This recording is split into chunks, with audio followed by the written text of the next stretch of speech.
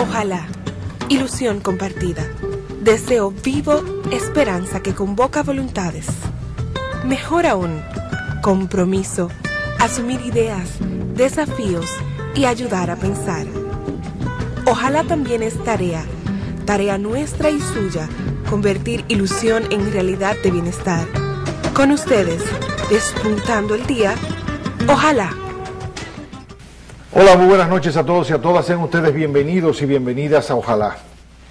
Esta noche vamos a intentar una primera aproximación a una evaluación del sistema de seguridad social en la República Dominicana. La ley 8701, que fue promulgada, el 01, lo que quiere decir eso, en el año 2001, pues cumple ahora, en el año 2011, 10 años. Y la propia ley manda revisitar la ley, revisitarla para ver cuál ha sido su impacto, positivo, negativo, dónde hay, digamos, éxitos reconocidos, dónde podría haber carencias, mal cálculo quizá de los señores legisladores al momento de elaborar esta ley, y claro, por supuesto, si así fuere, que descubriésemos insuficiencias, pues hacer los correctivos del lugar, ¿no? Que los señores legisladores puedan hacer los correctivos del lugar.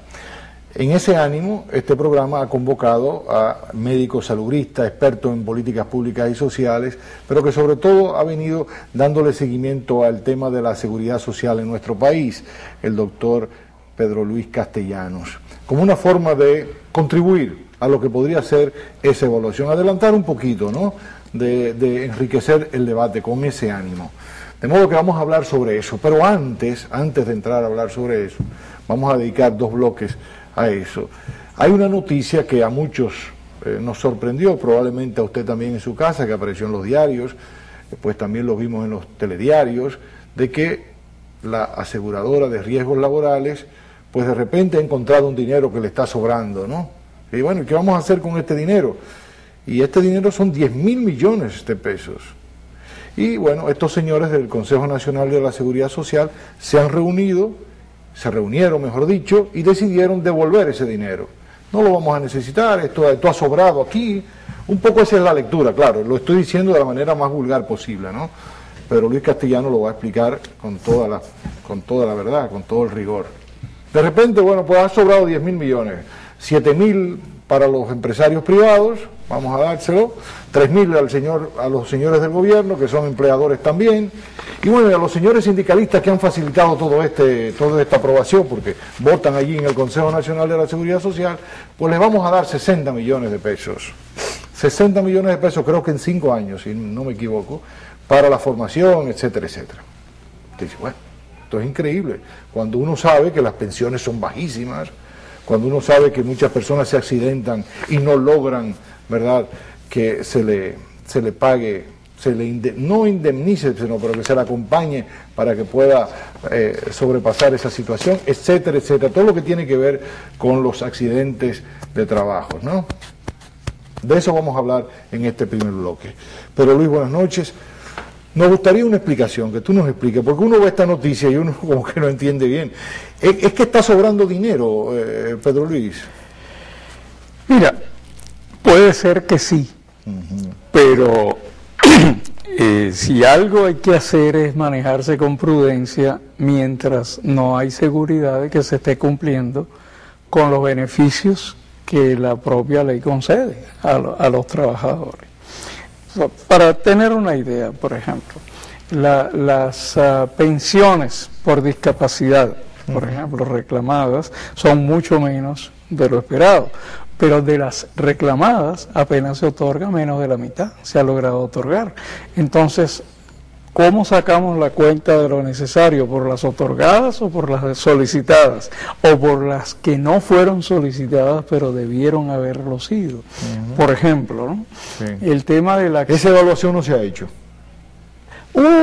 Una auditoría, un estudio actuarial que ordenó el propio Consejo Nacional de la Seguridad Social el año pasado, se hizo a mediados del año pasado, un estudio por una empresa internacional, y ese estudio encontró que efectivamente estaba acumulado allí un monto de dinero que eventualmente podría sobrepasar lo que la ley establece como tope de reserva técnica.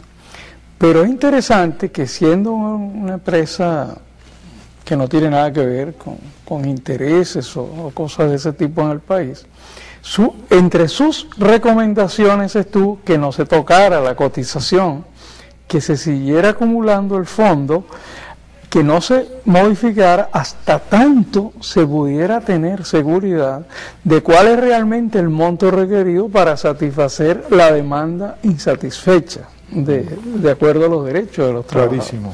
Es interesante que esta auditoría nunca fue considerada en el Consejo y de pronto aparece esta propuesta. De hecho, uno de los argumentos que ha esgrimido el Colegio Médico es que, bueno, esa auditoría tiene que ser considerada, después que fue el propio Consejo quien la ordenó, para tener una idea de lo que está aconteciendo.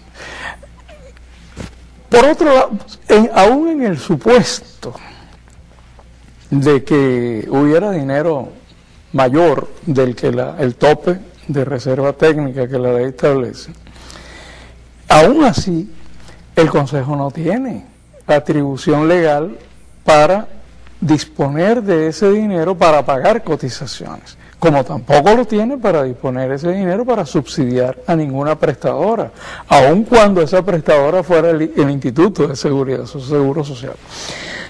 No. ¿Quién tiene esa potestad? La potestad de modificar el pago de las cotizaciones solo la tiene el Congreso. El Congreso de la República. Sí, porque es una ley, eso está en la ley, es un artículo de la ley.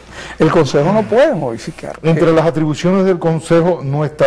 No, de ninguna manera, no está... Yo revisé el artículo 22 y no está. No está. Las atribuciones están muy claramente establecidas y no, eso no aparece. Tampoco aparece en ninguna de las previsiones de la ley qué hacer en el caso de que se acumule una reserva superior.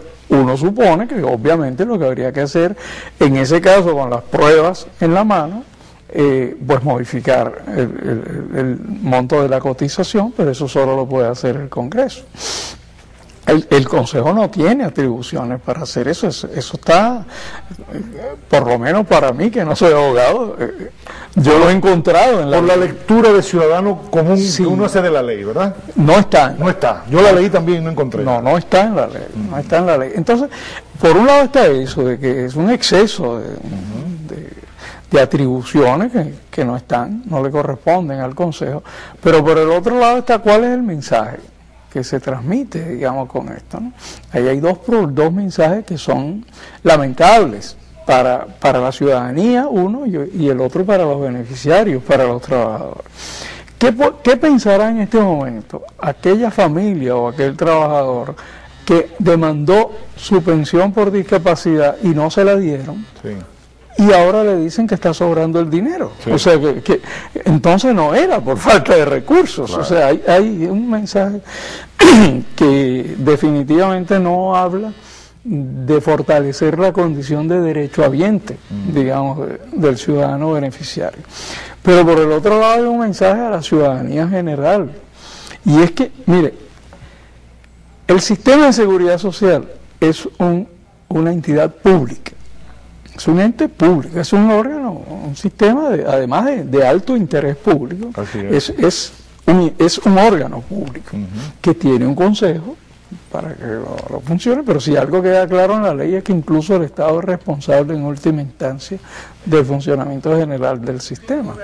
E incluso el Estado, o sea, en ese caso el sistema judicial, es el lugar, el ámbito para apelar las decisiones del Consejo. O sea, no hay duda de que es un ente público, el sistema de seguridad social. ¿Qué dice este mensaje? Bueno, que se puede disponer de sus recursos en función de intereses particulares.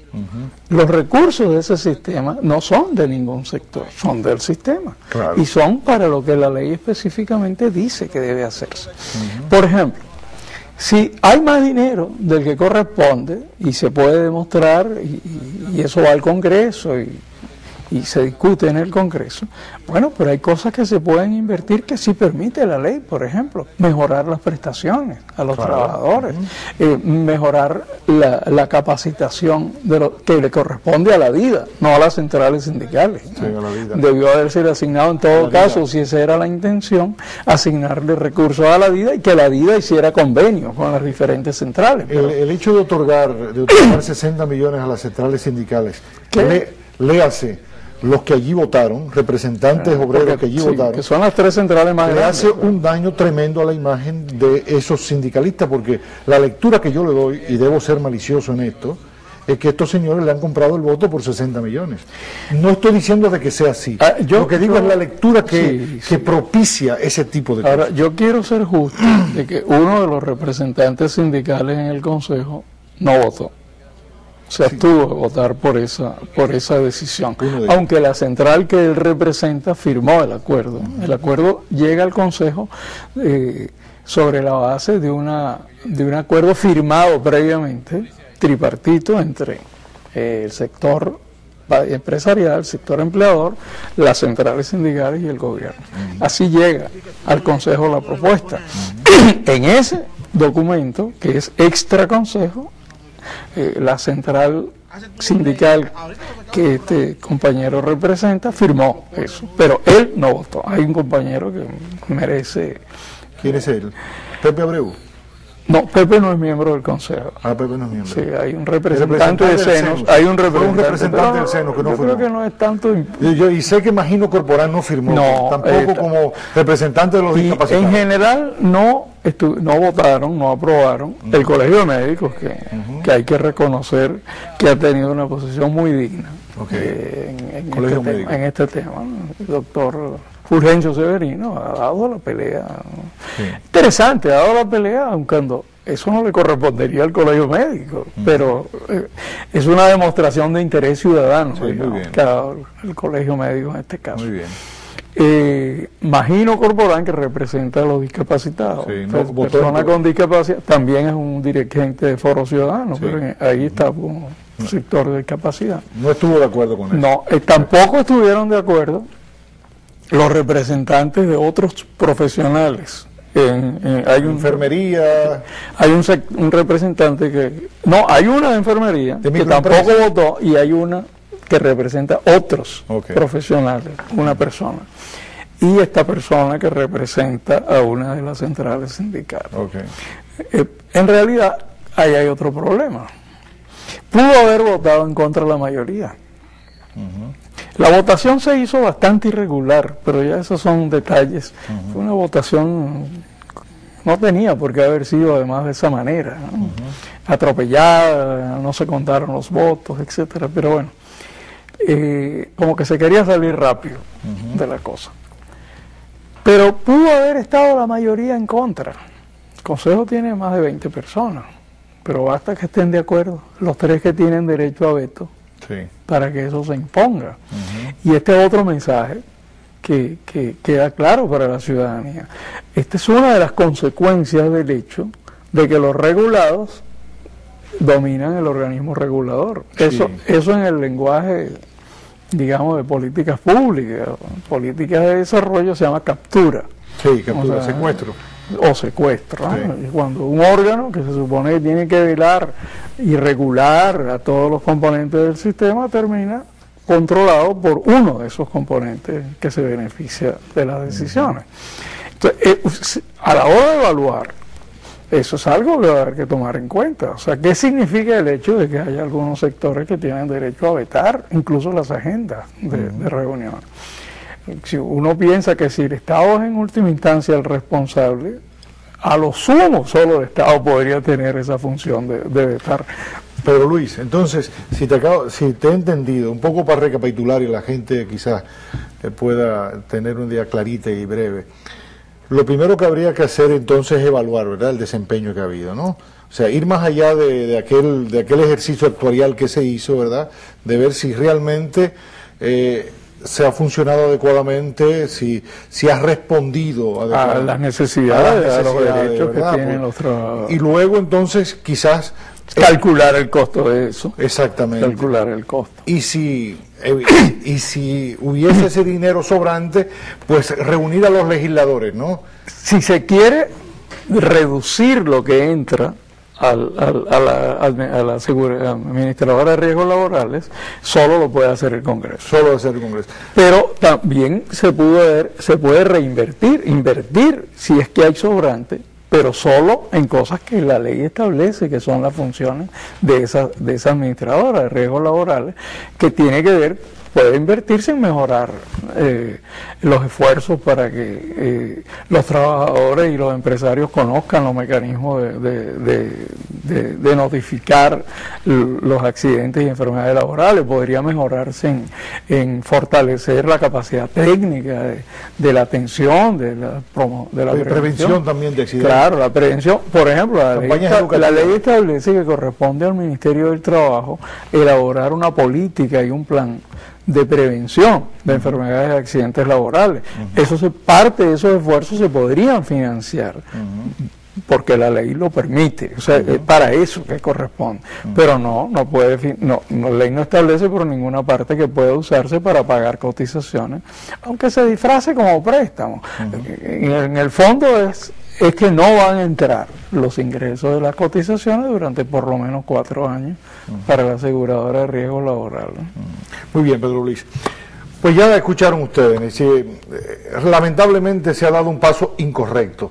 Todavía los sectores que participaron tienen la oportunidad, porque ha habido un recurso, al parecer, leímos una declaración del ministro de Trabajo que decía que el dinero no lo iban a repartir porque el Colegio Médico Dominicano interpuso ante la justicia un recurso que lo impide, ¿no? La justicia tiene que fallar sobre esto. De todas maneras, hay tiempo para todavía corregir esto y hacer las cosas bien, ¿no? De que no enviemos, como decía Pedro Luis, un mensaje equivocado. Se ha optado por la peor solución, una que viola la ley y otra que, pudiendo destinar, en todo caso, mejor estos recursos, pues se ha hecho el peor uso, devolver este dinero. Imagínense ustedes, como decía Pedro Luis, un pobre hombre que no ha recibido su pensión por discapacidad, que vea ahora que le están devolviendo el dinero. Nosotros nos vamos a la pausa y entonces realmente venimos a hablar sobre el tema a lo que hemos convocado a ustedes en el día de hoy. Seguimos hablando del tema de la seguridad social en nuestro país, un tema muy sensible porque nos toca a todos, nos toca a nuestras familias, ¿no? Y como decíamos al principio en la presentación, esta noche pues se cumplen 10 años, es el momento de reflexionar, de ponernos a pensar, ¿ha funcionado? ¿Ha funcionado bien? ¿Qué cosas pudieron haber funcionado mejor? Un poco en ese ánimo venimos esta noche con Pedro Luis Castellanos. Pedro Luis, un poco, ¿cómo podríamos abordar estos 10 años? Sí, yo creo que, bueno, la primera cosa que uno tiene que decir es que el haberse comprometido el país, o sea, la sociedad dominicana, el Estado, con el Estado, a construir un sistema de protección social, digamos, a la población, con vocación universal, yo creo que es una de las conquistas sociales más importantes que el país ha tenido, sin lugar a dudas, ¿no? Y hay que defenderla, cualquier comentario crítico que se haga es porque uno quiere que mejore, o sea, quiere que cumpla sus objetivos, su función. Sobre todo porque no hay ninguna posibilidad de un crecimiento económico sostenido, de despegar hacia el desarrollo sin tener un sistema de protección social universal que funcione, o sea, que de verdad proteja, que sea efectivo. Una de las barreras estructurales que tenemos para despegar como país es exactamente no tener una protección universal frente a los riesgos que significa la vida contemporánea. Eso es una cosa importante que hay que destacar y hay que tratar de mejorarlo, que cumpla con su función, ¿no? Bueno, yo creo que ha habido avances importantes, sin lugar que hay que reconocerlos y sobre los cuales hay que seguir construyendo. ¿Cuáles, por ejemplo? Bueno, en primer lugar, la cobertura. Antes de que la nueva ley, el nuevo sistema entrara a operar, sí, la ley 8701 y la 4201, porque no debemos nunca olvidar que nuestra reforma tiene dos leyes. La 8701, que tiene que ver con todo lo que se refiere al financiamiento, a los mecanismos financieros, recaudación, asignación, etcétera, y la 4201, en la parte de salud, tiene que ver con cómo se organiza el sistema de salud, ¿no? Cómo debe funcionar, organizarse, etcétera. Cobertura, número 1. Cobertura, y no es poco. Nosotros teníamos, antes de este nuevo modelo, alrededor de 20-21% de la población, por ejemplo, tenía seguro de salud, por ejemplo. Hoy tenemos alrededor de 46%. Eso es un salto de más del doble, pero claro, el mérito más grande es que ¿dónde ha crecido? Ha crecido en los más pobres. Que es mejor todavía. Y los que nunca tuvieron. Okay. Claro, entonces, no hay duda de que ese ha sido un... Hemos crecido en cobertura y hemos crecido en el mejor lugar. Donde más se necesita. Donde más se necesita, los más indefensos. A veces los que más son propensos por tu condición de pobreza a enfermarse. Los más vulnerables. Los más vulnerables. Los que tienen más riesgo, etcétera. Sin duda. Y ese es un mérito que tenemos que reconocer y construir a partir de ahí. Muy bien. Yo creo que otra cosa importante es que hay un ambiente, o sea, hay una concienciación, digamos, del país, de la sociedad, sobre la importancia y necesidad de que tengamos un sistema único y universal, o sea, que cubre a toda la población.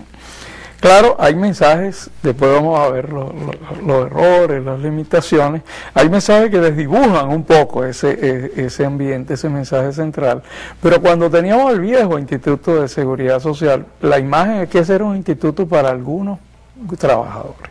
Sí. O sea, nunca fue pensado para toda la población, ¿no? Entonces, esa idea de que tenemos que empeñarnos en construir un sistema que es único para todos, es una idea de un valor extraordinario en un país donde lo público tradicionalmente ha estado devaluado, o sea, donde no ha sido prestigiado.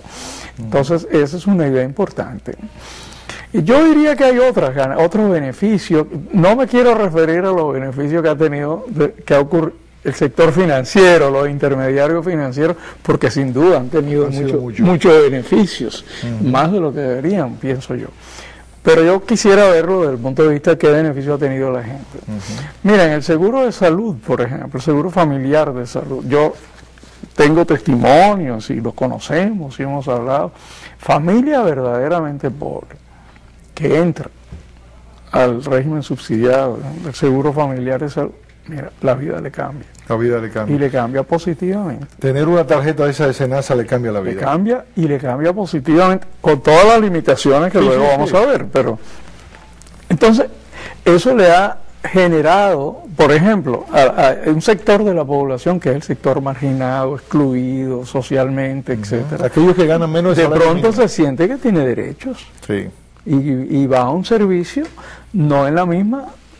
La relación entre prestador y beneficiario no es la misma. Cuando el beneficiario va a pedir un favor, va a esperar que de alguna manera le resuelvan, cuando el beneficiario va a pedir un derecho. O sea, y eso es interesante, es importante a la hora de construir ciudadanía, construir sociedad. Creo que el hecho de que se haya acumulado en el sistema de pensiones una cantidad importante que eventualmente le podría permitir al país manejar eso como inversiones de calidad, puede verse como otra por encima de 110.000 millones de pesos. Puede verse como otra ganancia si se usa bien. Claro, claro. A veces se dice... Podríamos incluir de eso ahí, perdona Pedro Luis, también, que podríamos recuperar la estima de que desde el Estado pueden haber instituciones que funcionen adecuadamente. Iba a mencionar eso. Yo creo que el caso de Senasa ha sido ejemplarizante. Senasa no solamente que digamos ha hecho gran esfuerzo y lo posible por cumplir con su misión, con sus responsabilidades, sino que sin proponérselo o proponiéndoselo, ha cargado sobre sus hombros un esfuerzo de prestigiar lo público. Exacto. Prestigiar lo público. O sea, no es cierto, no es la única institución pública que funciona es verdad. eficientemente, pero es la más visible. Sí. Y la que toca más directamente la cotidianidad de la gente, ¿no? Y de la familia. En eso es un acervo positivo. Es una lástima que no tengamos en el área de pensiones algo similar, una aseguradora pública que cumpla. ¿Y la del reservas? La ley establece que ese rol le correspondería al Banco de Reserva. La ley establece que hay que crear una AFP pública, y existe el reserva, pero funciona igual que una privada. Sí. O sea, no cumple el rol de un ente público, que es un rol que ayuda a la regulación del sistema, que ayuda a la transparencia. Es igual que el Banco de Reserva. El Banco de Reserva se maneja como un banco privado, no como un banco público. Bueno, esa es mi gran queja, ¿no? Sí. Yo diría que hay muchas más, pero esas son las principales cosas que son así grandemente visibles de ventajas, de ganancias que hemos tenido con el nuevo sistema. Ahora, el nuevo sistema está muy lejos de cumplir sus promesas. Se ha quedado muy atrás. Pero yo quiero fastidiarte un poco la vida, Pedro Luis. Yo sé que no necesariamente la implementación adecuada a un sistema de seguridad social garantiza determinados indicadores de salud, porque hay otros factores que intervienen, ¿no? Estamos hablando del funcionamiento de la economía, si hay la calidad de vida. Exactamente. Pero y cualquier persona con un juicio moderado, vivienda, agua, exacto, pero una persona como tú que es moderada, que es razonable, no es una persona que hace juicios ligeros, podríamos concluir, Pedro Luis, que los resultados no son... Está lejos. Aunque pudiésemos decir que estuviese peor. Pero uno ahora puede ver por qué. Okay. O sea, obviamente la atención médica no es, como tú acabas de explicar, no es el único factor que explique cualquier cambio en la situación de salud de la población. Hay muchos otros factores que intervienen y que tiene que ver sobre todo con cómo vive la población, ¿no? Cómo es la vida cotidiana de la gente. El cólera es un excelente ejemplo de eso. Aunque nos acaba de ocurrir que el brote más grande de cólera en el país nos ocurrió donde menos lo esperábamos. Y que en el alimento que uno menos se hubiera imaginado. Pero bueno, eso es una excepción. Ricos y langostas. Es una excepción. ¿Por qué no ha tenido mayor impacto? Bueno, primero la cobertura todavía es muy pequeña. O sea, tenemos alrededor del 45 o 46% de la población es la que está... Pero yo me refiero a que no han mejorado los indicadores. Porque hay otras deficiencias. Por ejemplo, en el sistema, en el régimen subsidiado, uno debería esperar una mejoría importante, porque es donde la ganancia, digamos, el margen entre lo posible y la realidad es mucho más grande, ¿no? Bueno, pero entonces el régimen subsidiado tiene por un lado la limitación de cobertura. Todavía necesitamos pasar por lo menos hasta el 70-80% de la población blanco y andamos por el 50 y pico. Y ahí un poco más alta que el promedio en el subsidiado. Creo que está acercándose al 60. 2 millones de 3.4. Sí, el 60. Pero entonces está el problema de la red pública de servicios. La red de servicios públicos no ha mejorado su capacidad y su efectividad al mismo ritmo que ha ido incrementándose la cobertura del seguro familiar. No es que no ha mejorado, el sistema público nuestro ha mejorado. Pero no al mismo ritmo. Y no lo que tendría que haber mejorado. Y eso tiene que ver con muchas cosas. Por ejemplo, para mencionar una que no es solo un problema de que mejore o de quién dirige. Bueno, el sistema nuestro fue un sistema diseñado para una población que era predominantemente rural. Es cierto. Y entonces el grueso de los servicios primarios y secundarios están montados sobre una estructura geográfico-territorial que implicaba que los hospitales que se supone que eran centros para recibir referencias y las excepciones, digamos, estaban en las ciudades, porque la ciudad le ofrece muchas más facilidades para funcionar como hospital. Sí, pero es que ahora la población está en las grandes ciudades, y en las grandes ciudades no hay servicios primarios suficientes ni secundarios, entonces los hospitales pasaron a ser como el servicio primario de la población. Entonces, obviamente no tienen capacidad de cumplir esa función.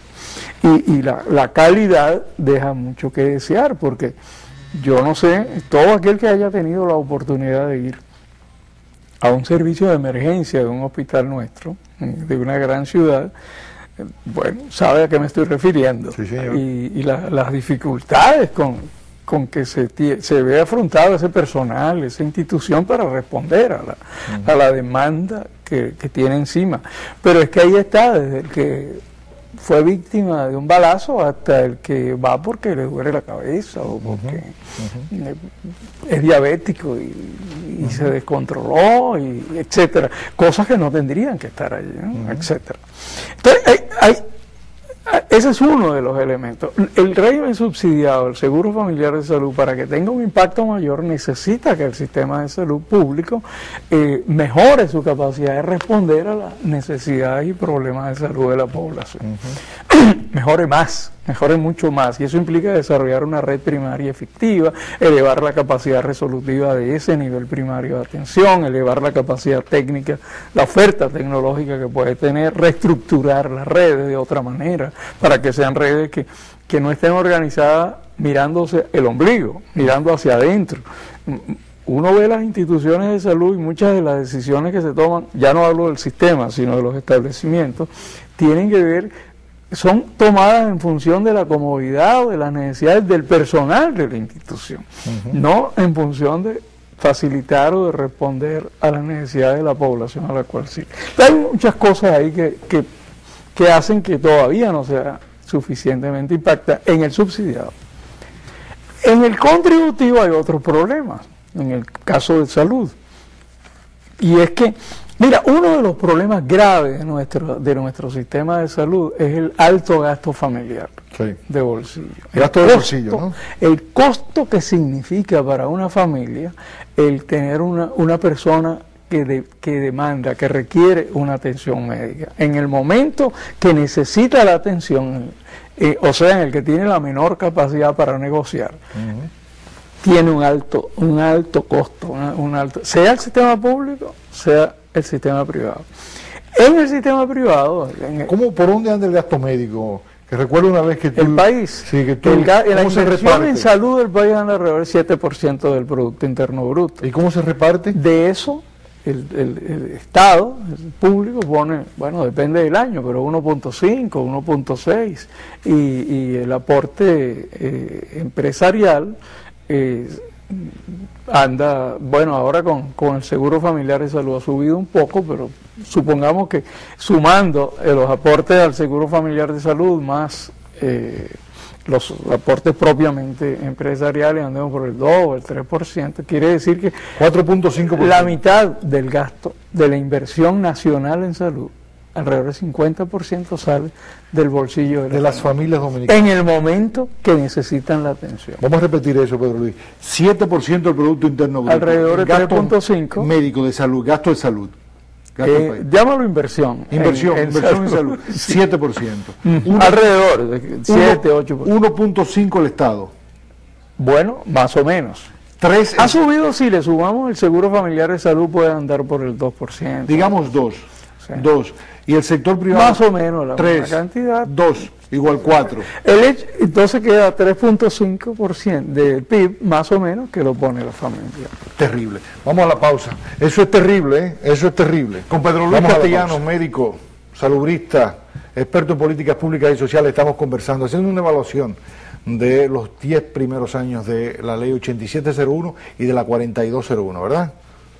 Pero Luis tenía la palabra, ha dado una cifra impactante, ¿no? Sí. Bueno, estaba tratando de decir que en el régimen contributivo en salud los problemas son otros. Sí. Los problemas son que los costos se han elevado. ¿Por qué se han elevado tanto los costos? Porque al haber mayor aseguramiento y no desarrollarse el primer nivel de atención, la red primaria privada, la atención se ha quedado concentrada en los centros con mayor nivel de especialización, que es la más costosa. Entonces lo que ha ocurrido en la práctica es que ha aumentado el costo de esto, incluso por los términos de negociación como se dan. Y mucho de ese costo que ha aumentado ha sido transferido como copago. Se llama copago, sí. En el contributivo se llama copago el cobrarle a lo que es el gasto familiar de bolsillo, ¿no? Y parte de las quejas, de la insatisfacción de la gente que está en el régimen contributivo, es que siente que no le ha bajado lo que tiene que pagar cuando necesita una atención, incluso siente que le ha subido. La forma de incorporarse al sistema tiene que ver con la forma como se paga al sistema, ¿no? Que depende también de los ingresos. No del todo, ahí está la diferencia. Si tú eres empleado, o sea, tienes un empleador, tienes un patrón, independientemente de lo que tú ganes, tú vas al contributivo. Si no tienes un patrón, al subsidiado si tus ingresos son menores al salario mínimo. Entonces, ¿quiénes quedan en el medio? Los que no tienen un empleador o no trabajan en una empresa formal, pero tienen un ingreso superior al salario mínimo. Eso es ¿cuántas personas hay ahí más o menos? Como el 30 y pico % de la población del país. Más de 3 millones de personas. Más de 3 millones. Esa gente no tiene seguro. Y no puede entrar, además, no puede entrar, aunque quiera, en este momento, porque no se ha iniciado el régimen contributivo. O sea, ese ha sido un desafío enorme, que no, hasta ahora, en los 10 años que tiene la ley, el Consejo y la Superintendencia no han encontrado. ¿Eso es una insuficiencia de la ley o de la aplicación de la ley? ¿Es que le ha faltado voluntad al gobierno? ¿Es que los que tenemos ahí son unos incompetentes? ¿O es algo que tiene que ver con la ley? Yo creo que hay de las dos cosas. Probablemente hay de las dos cosas. Porque hay cosas que pienso que pudimos haber hecho para arrancar. Igual no íbamos a lograr la cobertura universal de ese sector a lo mejor, pero pudimos haber, mira, por ejemplo, el sector de trabajo doméstico. Sí. La cantidad de personas que tienen trabajadores domésticos en su casa que estarían dispuestos a cubrir el costo de la afiliación con un subsidio nominal, un subsidio, qué sé yo, 10 pesos, 5 pesos, para cubrir la formalidad de que es el subsidiado. ¿Por qué? Porque le resulta mucho mejor, más barato y más eficiente incorporarlo al seguro familiar de salud, que es familiar, que comprar una póliza que es individual para proteger a ese trabajador, que es más cara y además es individual. Entonces, eso se pudo haber hecho. Igual se pudo haber Lo que quiere decir que se puede hacer. Igual se pudo haber hecho a través de las asociaciones. Porque mucha de esa población en realidad está organizada a través de organizaciones, asociaciones, gremios, etcétera, sindicatos, formas de organización que podría haberse trabajado o explorado la posibilidad, incluso de la afiliación voluntaria inicial para ir creando las condiciones. O sea, hay cosas que se pudo haber hecho para iniciar el régimen contributivo subsidiado. Pero por el otro lado hay un problema que tal vez tenga que ver con el diseño, pero que no va a ser difícil que cambie en el corto plazo, porque bueno, ese fue el modelo que el país escogió. Este es un diseño pensado para un país con pleno empleo. Con pleno empleo. Con pleno empleo. Y donde el desempleo es una eventualidad poco frecuente, digamos, ¿no? Por lo tanto, el país puede tener un seguro de desempleo y a través del seguro de desempleo se paga la cotización y la persona no sale del sistema, ¿no? No sale del sistema. Pero eso está muy lejos de nuestra realidad. Pero ese fue el diseño que escogimos, ¿no? Y hay que tratar de que con el diseño que tenemos lleguemos hasta donde podemos llegar. Probablemente en el tema de pensiones va a ser mucho más difícil que en el de salud. El hecho es que el Estado tiene la responsabilidad de lograr que el 100% de las personas de este país estén incorporados al seguro familiar de salud. Eso va a implicar necesariamente revisar la ley en algunos aspectos. Bien, Pedro Luis. ¿Dónde habría que revisar? ¿Qué habría que revisar? Habría que revisar cosas que tienen que ver, por ejemplo, con el propio funcionamiento. Yo creo que hay que quitar el veto, porque el veto se ha convertido en una amenaza en el Consejo, el Consejo Nacional de Seguridad Social. Eso se ha convertido en una traba, en una amenaza que hay que quitarla, eso, por ejemplo. Pero después hay que, por ejemplo, en esto del contributivo subsidiado, hay que flexibilizarlo. En el contributivo yo creo que también hay que mirar alguna experiencia, porque no puede ser tratada igual una empresa como, iba a decir un nombre, pero una empresa que tiene más 500 trabajadores, 500 o 1000 o más trabajadores, a una empresita que lo que tiene son 6 o 7 trabajadores o menos. Sí. No puede ser tratado igual porque no son iguales. Sí. O sea, tiene que haber una proporcionalidad, una cierta, que no implique prestaciones diferentes para el trabajador. Son contribuciones diferentes para una misma prestación. Pero, por ejemplo, la ley se violó cuando empezó el sistema de pensiones antes que el Seguro Familiar de Salud, en el régimen contributivo, porque la ley dice que tenía que empezar primero el Seguro Familiar de Salud y después las pensiones. Se violó y todo el mundo un poco aceptó eso porque había interés de que la cosa funcionara. Sí, que comience. En el contributivo empezó con el sistema de pensiones y todos sabemos que el sistema de pensiones empezó en el 2002, 2003 y el Seguro Familiar de Salud en el régimen contributivo empezó en el 2007, o sea, 5 años después.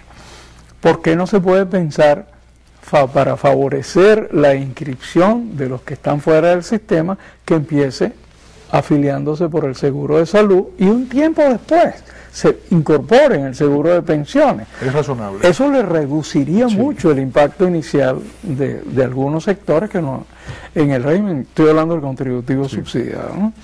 Y en el contributivo hay que pensar algunos regímenes, algunas formas de estimular a las pequeñas y medianas empresas a incorporarse para reducir la evasión y la elusión.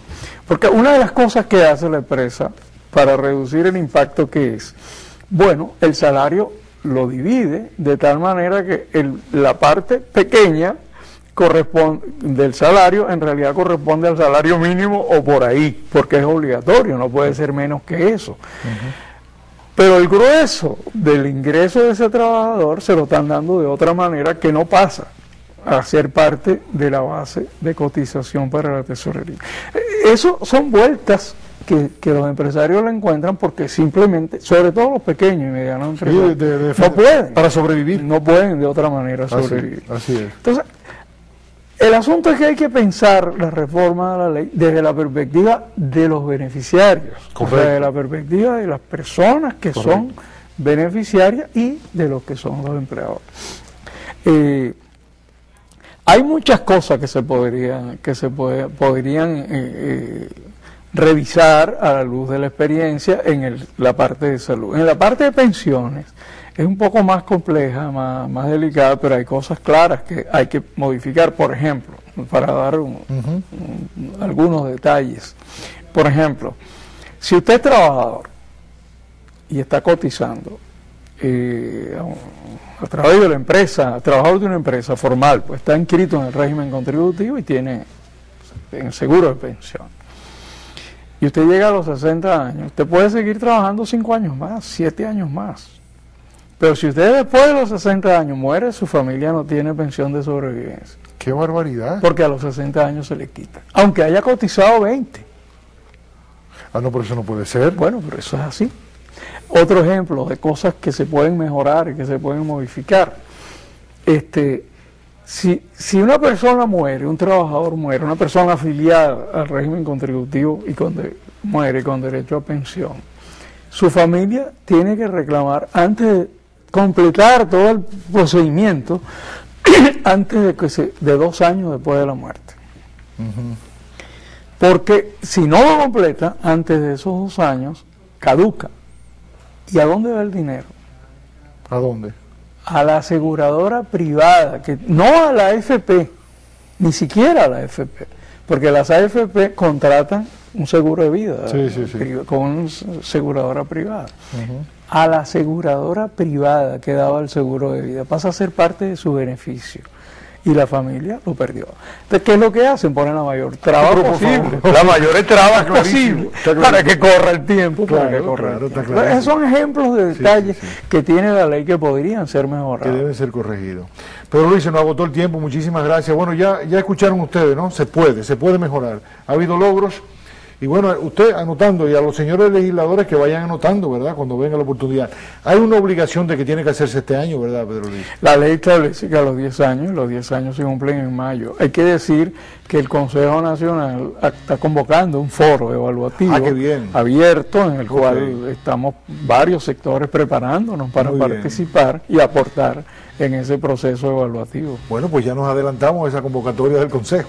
Desde aquí ya pues algunos aportes de Pedro Luis Castellanos.